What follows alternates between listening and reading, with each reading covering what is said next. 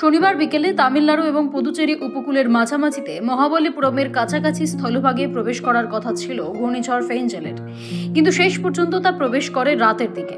শনিবার রাতে উত্তর তামিলনাড়ু এবং পুদুচেরিতে ভয়াবহ তাণ্ডব চালিয়েছে ঘূর্ণিঝড় ফেঞ্জেল।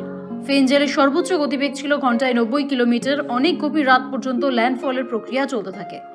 শক্তিশালী এই ঘূর্ণিঝড় বঙ্গোপসাগর থেকে স্থলভাগে প্রবেশ করার পর ধীরে ধীরে শক্তি হারিয়ে রবিবার সকালে গভীর নিম্নচাপে পরিণত হয়েছে।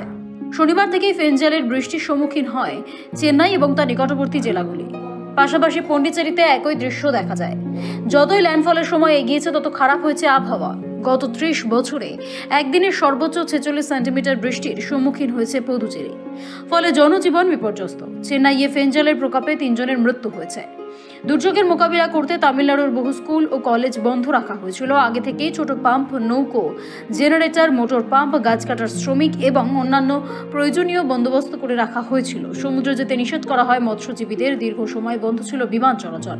প্রায় 16 ঘন্টারও বিরতি শেষে রবিবার ভোর 4টে থেকে ফের বিমান ওঠানামা শুরু হয় চেন্নাই বিমানবন্দরে। তবে বহু উড়ানই বাতিল হয় কিংবা বিলম্বে উড়েছে বলে জানা গিয়েছে। এদিকে বিমান পরিষেবার মতোই বিঘ্নিত হয় ট্রেন ও বাস চলাচল। ফেঞ্জলের প্রকোপে চেন্নাইয়ে মৃত্যু হয়েছে 3 জনের। তাদের মধ্যে একজন বিদ্যুৎস্পৃষ্ট হয়ে মারা গিয়েছেন। এখনও ভারী বৃষ্টির প্রবল পূর্বাভাস তামিলনাড়ু, পুদুচেরি, করাইকাল এলাকায়।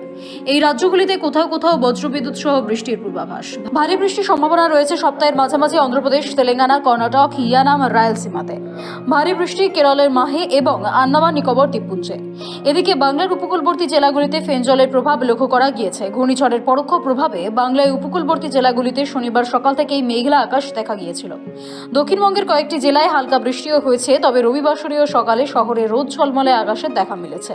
এখনো স্বাভাবিকের ওপরেই সর্বনিম্ন তাপমাত্রা। তবে আবহাওয়া অফিসের খবর অনুযায়ী সর্বনিম্ন তাপমাত্রা ধীরে ধীরে কমবে। আগামী 4 থেকে 5 দিনে 2-1 ডিগ্রি তাপমাত্রা হেরফের হতে পারে। বৃষ্টি এবং মেঘলা আকাশের কারণে সর্বোচ্চ তাপমাত্রা উপকূল এবং সংলগ্ন জেলাগুলিতে অনেকটাই নেমে গিয়েছে।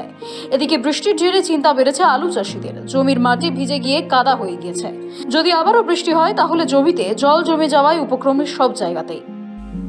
ব্যুরো রিপোর্ট, সময়, কলকাতা।